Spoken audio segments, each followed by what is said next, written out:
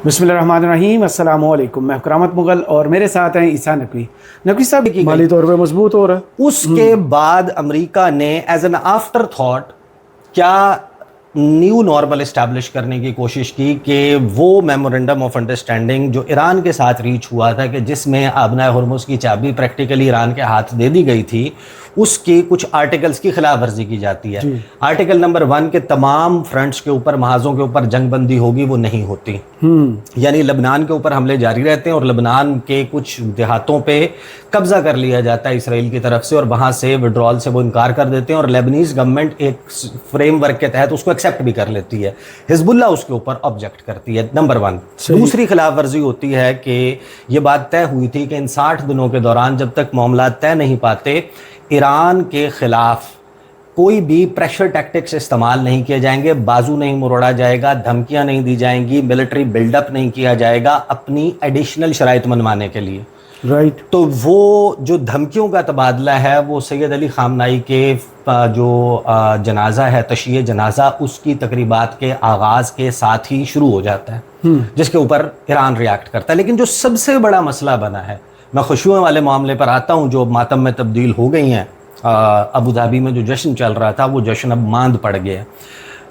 होता ये है कि जो कई दिहाइयों से इस्टेब्लिश्ड बात ये थी कि जो आबनाए हुर्मुज़ का जो सबसे तंग चोक पॉइंट जिसको कहा जाता है वो है 21 नॉटिकल माइल का।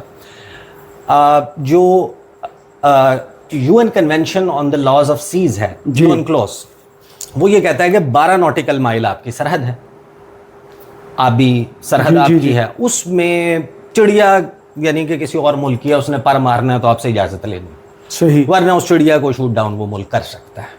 ये तो इंटरनेशनल उसमें लिखा हुआ है। अब एक इंटरनेशनल वाटरवे है जो एक पूरी पर्शियन गल्फ को कनेक्ट करता है, तो ये एक मतलब एक अनरिटन रूल के तौर पर मौजूद था कि इस पानी की जो गुजरगाह है इसको सारे फ्रीली इस्तेमाल करेंगे, उसको छेड़ा नहीं गया था। लेकिन टेक्निकली 12 नॉटिकल माइल तक ईरान का एरिया, 12 नॉटिकल माइल जो है वो ओमान का बनता है। अब टोटल है वो 21 नॉटिकल माइल। 3 नॉटिकल माइल तो ये तो यहां पर काम हो जाता है। तो इसके दरमियान में जो मीडियन लेन थी, यानी दरमियान का रास्ता, 2 लेन्स थी, एक आने के लिए इस्तेमाल होती थी, एक आप से एग्जिट के लिए इस्तेमाल होती थी, और उसी प्रोटोकॉल पर चलते आ रहे थे। अब ईरान ने जब अपनी हदूद के ऊपर 12 नॉटिकल माइल के ऊपर फास्ट बोट्स, माइंस और अपनी जो डवार्फ सबमरीन्स हैं गदीर क्लास की, उनके ज़रिए कब्ज़ा मुकम्मल कर लिया, अमेरिका को इन गल्फ ममालिक से पुश बैक आया। इन्होंने जोर लगा के कहा कि माई बाप आप हमारे लिए रास्ता बना के दें। सही। ओमान का बाजू मरोड़ा गया, ओमान से जोर ज़बरदस्ती करवा के, ओमान को पता है ओमान सिक्योरिटी के लिए डिपेंडेंट है अमेरिका के ऊपर, उस जगह पर एक नया रास्ता बनाया जाता है। यानी ओमानी टेरिटोरियल वाटर्स में उसी गिवन 12 नॉटिकल माइल के एरिया में 2 ऐसे रूट्स तलाश किए जाते हैं कि जहां पर पानी की डेप्थ इतनी है कि वो ऑयल टैंकर्स को की कैपेसिटी को एब्जॉर्ब कर सकते हैं। सही। अब टेक्निकली ईरान के पास सारा डेटा कहाँ से आता है? सऊदी अरब की जो टोटल एक्सपोर्ट्स हैं, ओपेक प्लस एंड ओपेक में तमाम डेटा मौजूद होता है। 9.8 million barrel per day exports हैं सऊदी अरब की। पोटेंशियल उसका ज़्यादा है, लेकिन ओपेक का कोटा इतना है। जब जंग छिड़ जाती है तो वो उनकी आबनाए हुर्मुज़ से होने वाली, पर्शियन गल्फ से होने वाली एक्सपोर्ट रुक जाती है।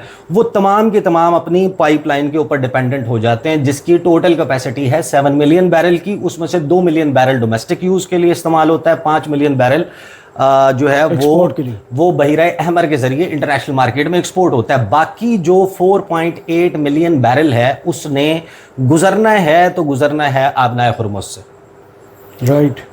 अब आपके पास जो डेटा है एक्सपोर्ट्स का जब सामने आता है तो ईरान को तो पता है ना कि ये मुल्क इतना एक्सपोर्ट कर रहा है, ये इतना एक्सपोर्ट कर रहा है, ये इतना एक्सपोर्ट कर रहा है। इसकी जब पाइपलाइन की कैपेसिटी और टोटल 7 मिलियन बैरल की है और इसकी जो डोमेस्टिक कंजम्पशन है वो 2 मिलियन बैरल की है, इसका मतलब ये है कि जो एडिशनल है वो उस रास्ते से गुजारा जा रहा है जो रास्ता नया एस्टैब्लिश किया गया ओमानी वाटर्स में। That's why Saudi Arab comes under attack. सही। कि आपसे ये कहा कि आप रीजन में अमेरिका की गेम ना करें, हम आपसे फीस नहीं ले रहे, लेकिन आप कोऑर्डिनेट करें और अमेरिका के हाथ मजबूत ना करें इस खित्ते में। उसकी प्रेजेंस इस मुआहदे के तहत, इस्लामाबाद मेमोरेंडम ऑफ अंडरस्टैंडिंग के तहत, उसकी ईरान की प्रॉक्सिमिटी में से वो ख़त्म होनी है। दूसरा, इसी आबी रास्ते को इन अड्डों तक लॉजिस्टिक्स और बाकी सामान पहुंचाने के लिए इस्तेमाल किया जाएगा। Same goes for Qatar. And then जो यूएई का केस है वो ये है कि आपने बैक एंड पे सारा कुछ कर लिया ईरान के साथ मामलात सीधे करने के लिए, लेकिन आपने किया क्या? आपने 3 दिन पहले ये ऐलान किया कि हम ओपेक की जो कोटा है वो 3 मिलियन बैरल का था यूएई के लिए, 2.8 से 3 मिलियन बैरल के दरमियान, यानी कि 28 लाख से 30 लाख बैरल यौमिया मुत्तहिदा अरब अमारात का कोटा था। मुत्तहिदा अरब अमारात ने इस जंग के बाद जंप आउट कर दिया ओपेक एंड ओपेक प्लस से। बिल्कुल। और उन्होंने कहा कि अब हम अपनी मर्जी से तेल पैदा करेंगे, अपनी मर्जी से जितना तेल की कैपेसिटी है उसको बढ़ाएंगे, उसको इंटरनेशनल मार्केट में बेचेंगे, इंटरनेशनल मार्केट तोड़ेंगे। सऊदी अरब जाता है जाए भाड़ में, ओपेक का क्या इंटरेस्ट है, हमें इससे कोई कंसर्न नहीं है, हमने पैसा बनाना है, हमने अपने चीज़ें पूरी करनी है। और उसको अपनी मुआशी इंडिपेंडेंस के लिए बोस्ट किया जाता है कि ये बड़ा काम हो। सही।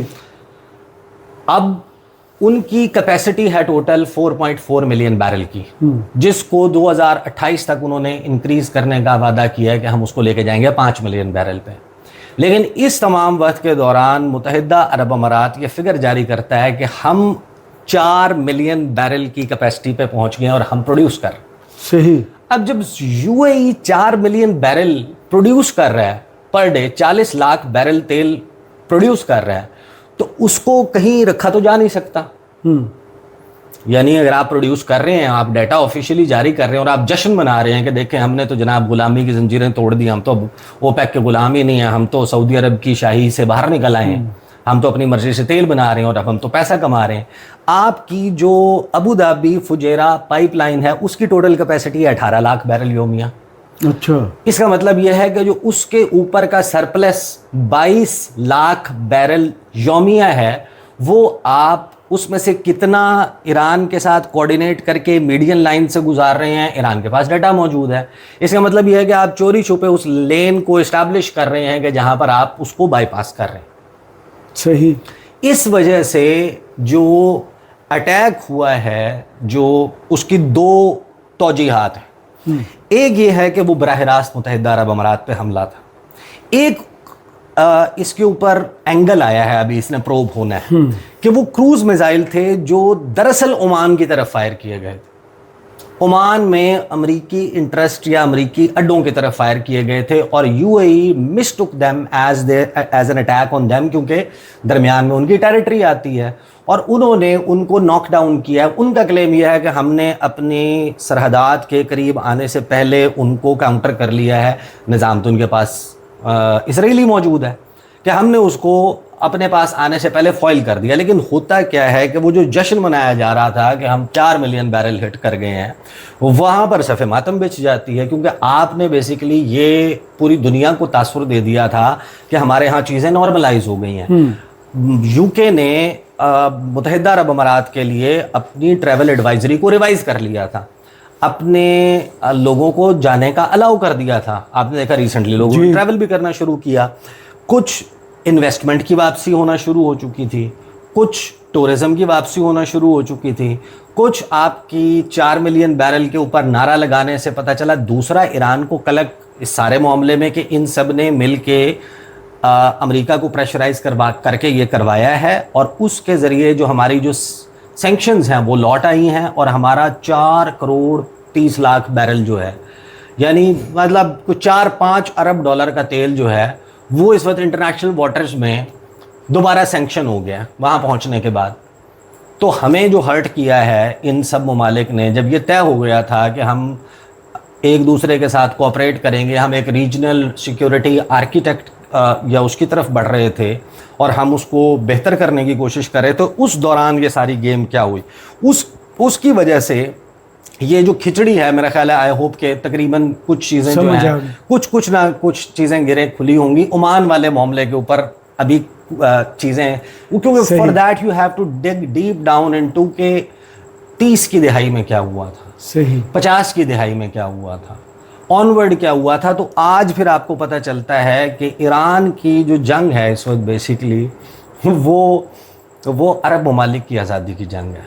अरब ममालिक जो इस वक्त इस्तेमार के और अमेरिका के पंजे गढ़े हुए हैं ना, यानी आप सबसे सिंपल आसान सा सवाल कर लें, ज़मीन, रियासत, अवाम, अरब, कब्ज़ा, रिसोर्सेज, बेचने का इख्तियार, फॉरेन पॉलिसी, दिफा, अमेरिका के पास। क्यों? अमेरिका किस चीज़ का चौधरी? सही अमेरिका काबिज है ना। अमेरिका ने इन रिसोर्सेज पे किसी डिज़ाइन के ज़रिए कब्जा कोई किया। पूरा एक जाल बिछा के कब्जा किया हुआ है। अभी भी अमेरिका का कंसर्न ये नहीं है, अमेरिका ये चाहेगा, उसको ये सूट करता है कि ईरान एक पोटेंट पावर के तौर पर इस रीजन में हो। ईरान का खौफ बेचकर वो इन खलीजी ममालिक की हड्डियों का गूदा भी पी जाए, सही ट्रिलियंस ऑफ डॉलर्स इनसे निचोड़े। इसलिए अब आप देख रहे हैं कि गुज़श्ता 24 घंटों के दौरान जो हमारे सामने अब डिटेल्स आ रही हैं, 80 अटैक्स, फिर 90 अटैक्स, अब 140 अटैक्स। ईरान के जवाबी हमलों में 80 के जवाब में 90 अटैक्स, 90 के जवाब में 100 अटैक्स, 140 के जवाब में 150 अटैक हो जाएंगे। तमाम तरफ वो हमले शुरू हो गए हैं। उर्दन पर हमला हुआ है, कुवैत पर हुआ है, बहरीन पर हुआ है, कतर पे हुआ है, सऊदी अरब पर नहीं हुआ। यूएई ने कहा, ओमान ने कहा, ये सारी कुवैत में हलाकतें भी हुई अमेरिकी फौजियों की। वो जो अभी हलाकतों का आया है ना, ये 1 मार्च का हमला, जो पहला हमला था, ड्रोन अटैक था, उसमें 6 उन्होंने बताना शुरू कर दिया। अब उन्होंने जो है वो फिगर्स देना शुरू किए, जिनको पहले भी ईरान कह रहा था कि ये छुपा रहे हैं, तो वो छुपाए जा रहे थे। अभी जो है वो छुपने वाला मामला नहीं है। ये जो खिचड़ी है ये ऐसे ही चलेगी और इसमें अमेरिका का यानी कि कंसर्न है कि अपना हुर्मुज़ खुला हो, उसका ये कंसर्न नहीं है कि वो किसके कंट्रोल में है, किसके कंट्रोल में नहीं है। उनको सिर्फ वो ओपन चाहिए। वो open Islamabad memorandum of understanding से हो गया था, उसमें जो रखना है वो आया है, वो खलीजी ममालिक की दरख्वास्त पर जो अमेरिका ने किया। अमेरिका के उस एक्ट के जवाब में ईरान ने कुछ शिप्स के ऊपर हमला किया, उसके जवाब में ईरान के ऊपर हमले शुरू हुए। ये सिलसिला अभी तक ऐसे ही चलेगा जब तक ये दोबारा एक बड़ा धचका ग्लोबल इकोनॉमी को नहीं लगता। या तो आप जाएँ, जाके बमबारी करें, आपको सोल्जर, आपको foot on ground, troops on ground लेकर जाने पड़ेंगे। अदरवाइज़ ईरान की जो लीडरशिप है वो ज़्यादा एम्बोल्डेंड है, ज़्यादा ताकतवर है। और ईरान ने जो रीजनल मामलात हैं उसमें कुछ चीज़ें ऐसी हैं कि जिसके ऊपर अभी हिट लिस्ट और कुछ ऐसी चीज़ें आ गई हैं जिन पर आने वाली वीडियोज़ में बात करेंगे। बहुत शुक्रिया ईसा नकवी आपके तजिए का। कमेंट्स बॉक्स में ज़रूर बताई गई वीडियो आपको कैसी लगी। इजाज़त दीजिए, अल्लाह हाफ़िज़।